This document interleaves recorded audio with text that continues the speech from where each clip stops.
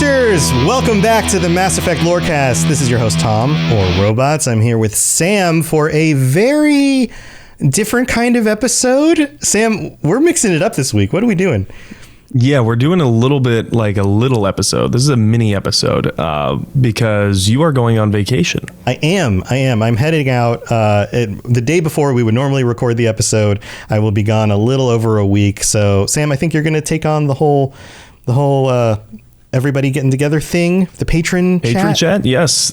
So all of our patrons will be able to gather with me. Come on, patrons. Come on over, patrons. Gather around. N7 legend. That's okay. Y'all. That's still going to happen on the 28th at 9 p.m. Eastern, 6 p.m. Pacific. So if you are a patron, you want to make sure you're there for that. That's still happening. I just won't be there this week because I will not even be home yet. I'm going on a trip. We're celebrating a promotion my wife got, and there's complexity to it. But I won't be around. But we wanted to make sure to get this episode out for all of you, so that you'd still have something to listen to next week when the episode normally drops, which will be now for most of you listening. And, well, time is weird. But, Sam, what are we talking about? We got a fun little topic this week. Right. So I wanted to hyper focus on one detail that some players may not know about Tali. She's in love with Garrus. And for a lot of the longtime fans of Mass Effect, this is nothing new, but we're going to dissect exactly how we know this. Yeah, so let's get into the details. I'm excited about this one. Number one, most of what I'm about to say is not applicable if you romanced Tali or Garrus. So before you flood the comment section saying, well, I never saw that, did you romance Tali or Garrus? If so, then that's probably why. But that being said, this is probably the cutest of all of the NPC romances that can happen. There's other ones like between Ashley and James Vega. We forgot to get into that in the Ashley episodes, probably because I romanced Ashley, so James can fuck off. But but maybe we'll get back to it once we get to the James. We'll get back to it. Yeah. But I didn't. I've never romanced Tali, and I've never romanced Garrus either. So I'm completely neutral when it comes to Tali and Garrus's fling that they have going on. And this doesn't really bloom until later in the games, but I like to think that you can hear little seedlings of the romance in the chemistry between Ash Soroka and Brandon Keener. They talk in the elevator in Mass Effect 1. So we get this little bit of foreshadowing. Maybe. Yes, I think so. I mean, it's not too on the nose, but let's just hear it from them. Do you ever regret leaving Citadel Security to pursue Saren, Garrus? Fighting a rogue Spectre with countless lives at stake and no regulations to get in the way, I'd say that beats CSEC. I'm pleased that the imminent destruction of all organic life has improved your career opportunities. So you're saying that we can hear even in that little conversation in an elevator, glimpses of what's to come. Yes. So I think that just the way that Tali responds right there, I'm pleased to hear, yada, yada, yada, your career opportunities. I feel like she's being just playful enough, but then again, hindsight's 2020. I know what I know now, right? What I've said this in 2007, I don't know. Well, it's like the pit that, like, as I can only speak as a guy, as a heterosexual male, but it's one of those things where, like, is she being friendly or does she like me? I don't know. Like, is she being playful? Is she just, is she just that kind of person? Also a byproduct and probably evident of the fact that men are not often complimented by other men. Right. Well, that's the other thing. Like that's typically the thing is that I feel like there's probably a root to that. And it's the fact that most of the time men just don't get compliments very often. We don't get a whole lot of like overt positivity. Even among our friends, we tend to be more teasing and playful than we actually are like overtly positive and belittling. But that's how male friendships tend to work, And I imagine that Turian male friendships are the same exact way because of how highly structured and militaristic their society is. Probably. Yeah, so I bet it's the same exact way. I bet there is elements of machismo culture there. So if I were Garrus, I would probably be wondering if she were flirting with me too. But in reality, at this point, maybe Tali was just like, whatever, like, I got to work with you. I might as well, like, be friendly. So regardless, I think Garrus almost shoots down his chances in Mass Effect 1. All the way in Mass Effect 1, I think he almost shoots himself in the foot, because at one point when they're talking in the elevators, he criticizes the entire Quarian race. Good move. Saying, Smooth well, move, maybe the people on the Citadel wouldn't judge you if your race wasn't completely rootless and if you decided to settle down somewhere. That's what he says. Oof, because it's just that easy. It's just that easy to settle down It's just that easy. Right. Just settle. Right. Just go find a planet. Just settle. All right. So go ahead. Yeah. So I was going to say he criticizes them for never settling down, but banter is common among the squad mates, all of them in the elevators. But this one, at least in that bite that we played, it feels like it's got a flirtatious edge when they're not bickering. Yeah. I also feel like this is one of those moments that's easy to miss, because unless you have both of them with you and you're in an elevator, you may never have heard it. Right. And some of the elevator dialogue happens at given points throughout the game, like Act 1, Act 2, Act 3. And they're not called Act 1, 2, and 3 like that. It's just that there's certain turning points in each one of the games where certain things will not happen before or after it. Yeah, like important story nodes that kind of happen, and then everything after that is different. Yeah. Yeah, exactly. And so you really have to pay attention, especially during those elevator dialogues. And if you're playing Mass Effect Legendary Edition and you skip the elevator rides, this is what you're missing. Yeah. Just to let you know. Right. So. Yeah. Okay, so this is how it starts, but where does it go from here?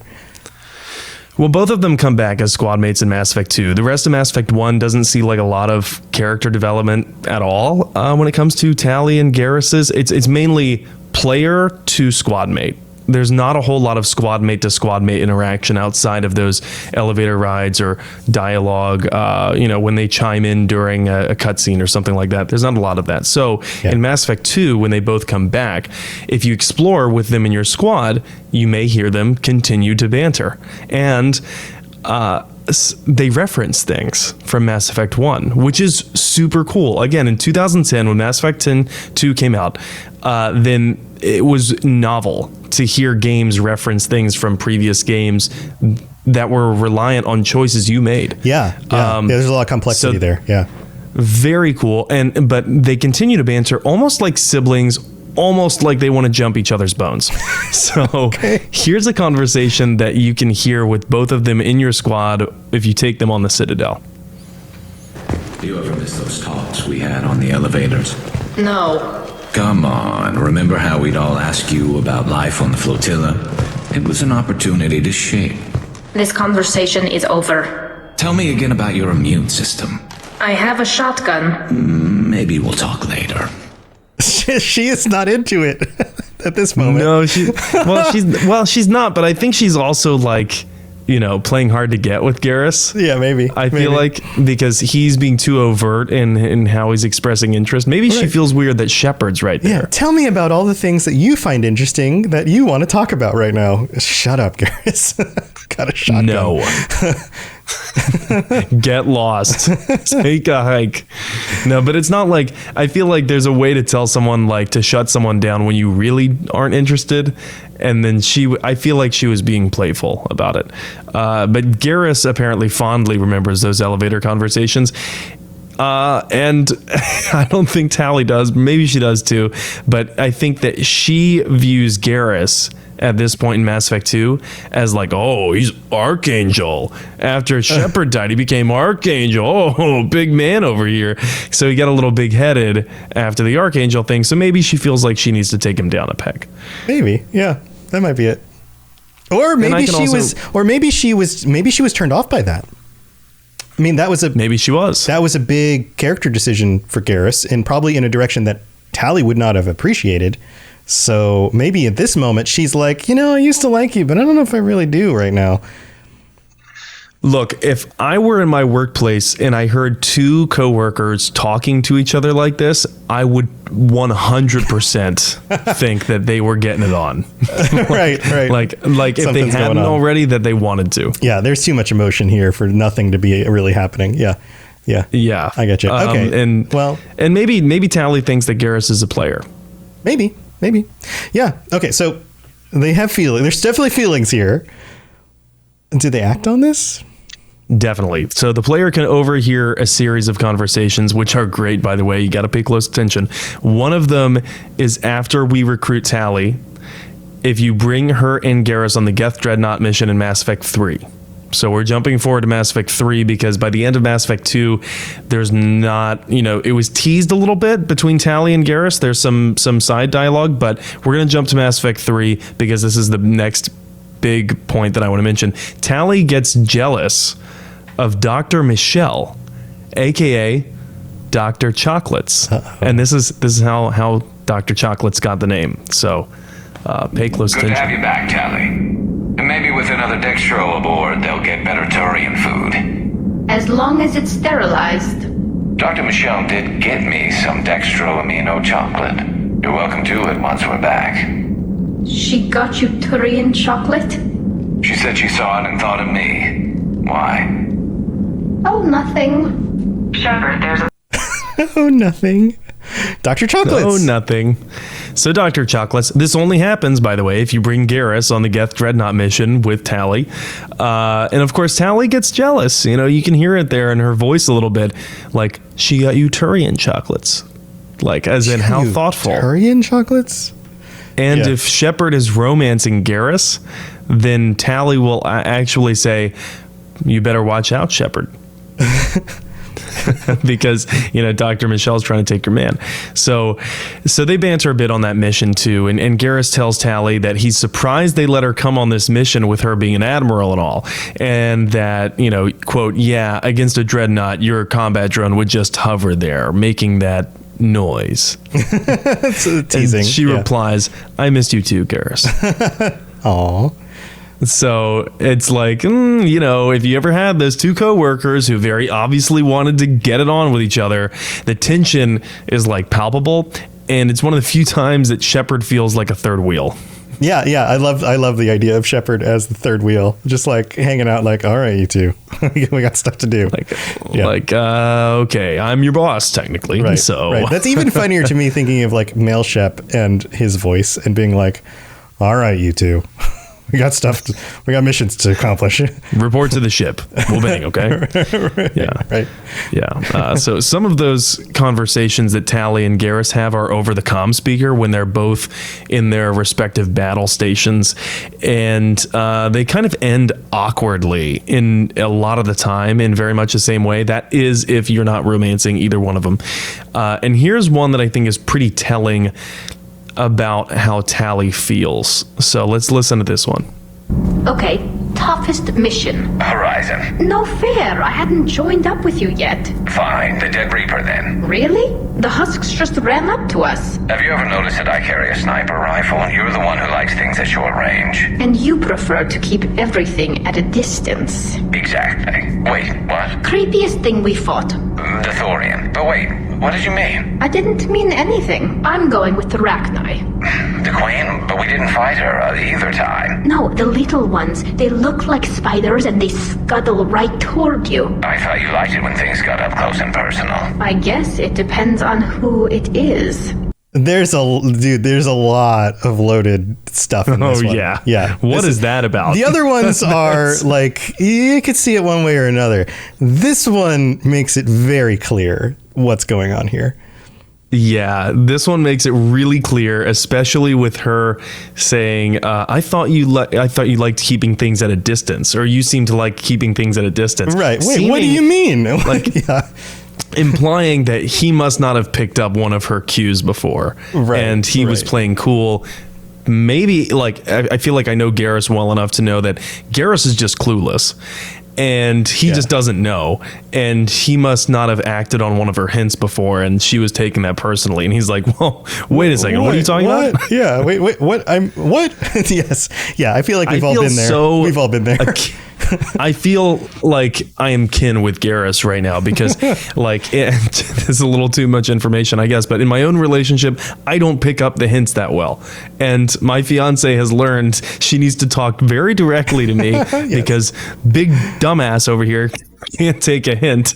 Right. And so yeah, I feel very akin with Garrus, but I also think that Tali's clever and she's trying to drop these subtle hints without coming out right and saying like like, hey, I like you. She's like the stark opposite of Jack.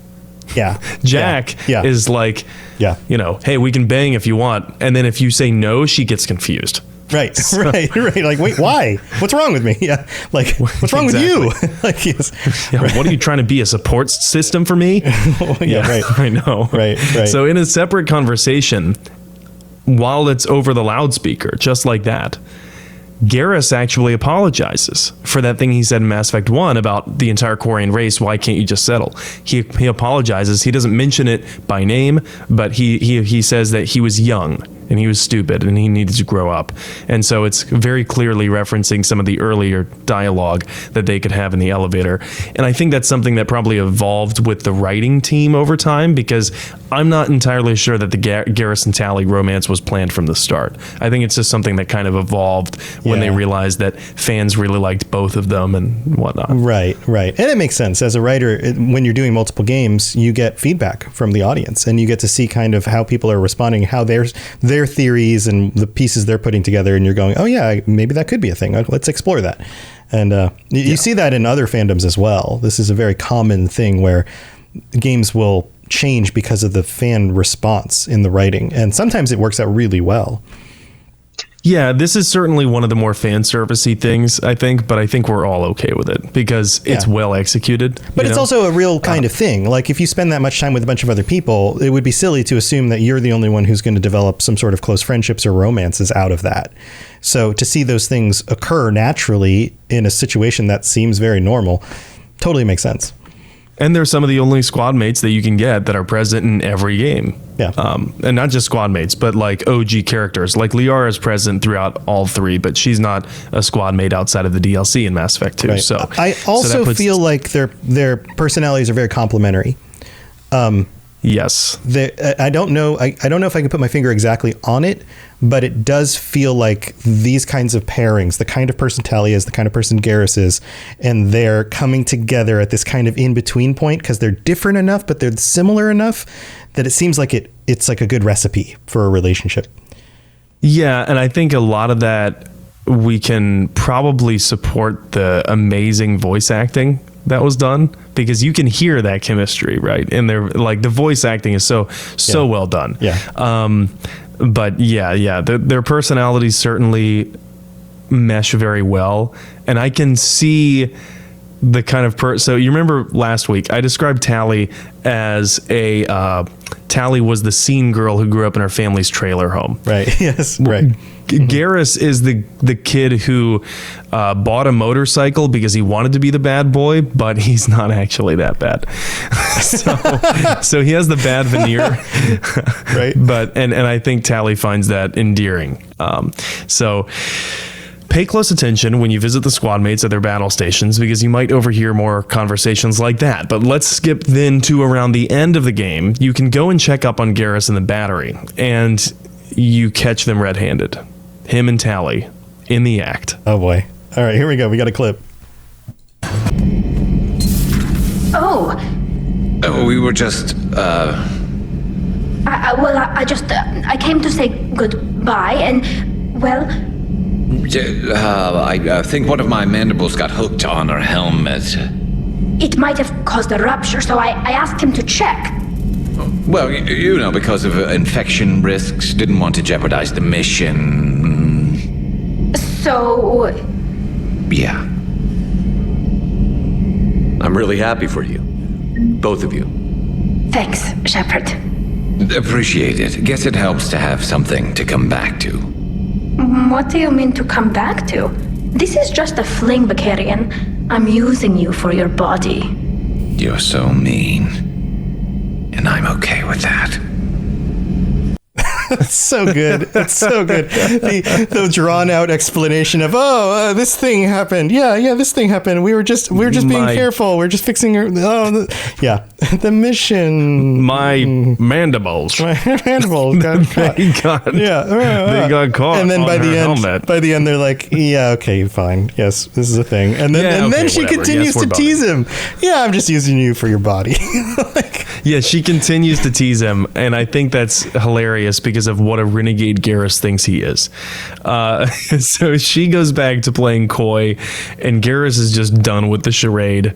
But he's like, yeah, whatever. Garrus is hooked on the Tali drug. Right, so. right. This is so good. But wait, this is like the last thing we hear, or is there more? There's more. It came out after the release of Mass Effect 3 because there was the Citadel DLC. So then we hear a little bit more of it. Here's one example when Tali is drunk. There are side conversations, but I love the Tali drunk scenes, so we got to get into those. Sure. Number one, Tali is drunk, and Shepard can find Tali on the bathroom floor, and she has these drunk, intoxicated ramblings that are really about. There's a bunch of Easter eggs in there. There's references to BioWare forum posts. There's even one about her sweat. If you're curious about that, Google Tali sweat. Not sure what you'll find, but you will eventually find the origin of that joke. But here's the most important part. She says, Garrus, but you're with Shepard. Oh, the three of us. Well, That's some fast processing. All right. That's if Shep is dating Garrus. But if Shep's not dating Garrus or Tali, then she will say, "Oh, Mr. Vicarian, I could use some help with my suit seals." Nice. Which sounds like the beginning to a porno. Yeah, well, I suppose you would have a whole different genre of types of that in the Mass Effect universe. Would it be called like xenopornography? I have no idea. Spacesuit? You know what? Don't Google that. I don't want to know. Like getting zero G, like all of these different variations. Oh man. Yeah. Oof. Yeah. So it is thoroughly mentioned throughout the background of all three games, but and this episode is not exhaustive at all. So I encourage everyone to just, when you're playing through, if you're not romancing either one of them, keep your ears open. Bring them on missions together a lot, and I think you'll be surprised at all the things you hear. Yeah, this is so fun. This is a fun little episode, and I'm glad you laid it out like this because I haven't seen it all in order like this before. It's really cool. Yeah. Well, it's rare, I think, in one playthrough that anyone would get all of this, unless you're intentionally trying to bring Garrus and Tali along on every episode. You're always checking in on them, and you're trying to make this happen. Right. So... Right. Well, cool stuff. Well, thanks for being here, everybody. We're going to thank our patrons here at the end of the episode because we want to at least make sure that we get that in because we couldn't do this without our patrons. So big shout out to Will T, our newest patron. Thank you for joining us. I hope you're enjoying all the stuff on the Patreon. And shout outs, as usual, to our Shepherd tier patrons, Coca Shins, Edboy, Kira C, Lieutenant Tocino, That Spectre J, and William, and to all current 64 of our patrons. Thank you so much for your support. We couldn't do this without you. If you are curious about all the different stuff you can get for helping to support the show, go to patreon.com/Mass Effect Lorecast.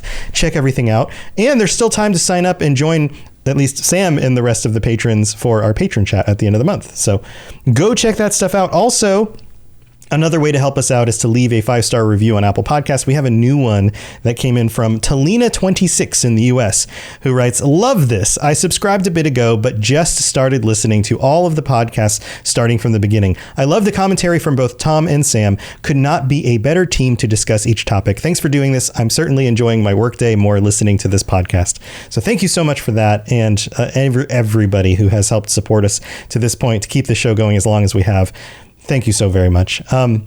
That's going to do it for this episode, Sam. The really good stuff. Thank you for joining us, chat. We're doing it on a different day, and so we have some different people joining us in chat. Welcome. I'm so glad you guys were able to make the live recording. Sam, you have anything else you want to share before we head out?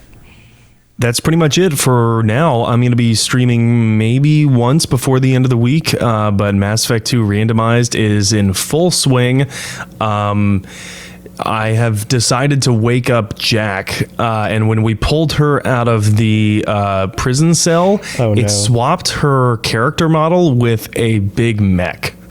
So then first it was a mech. And I was excited about that possibility that it would just be a mech on my squad. Mecha Jack.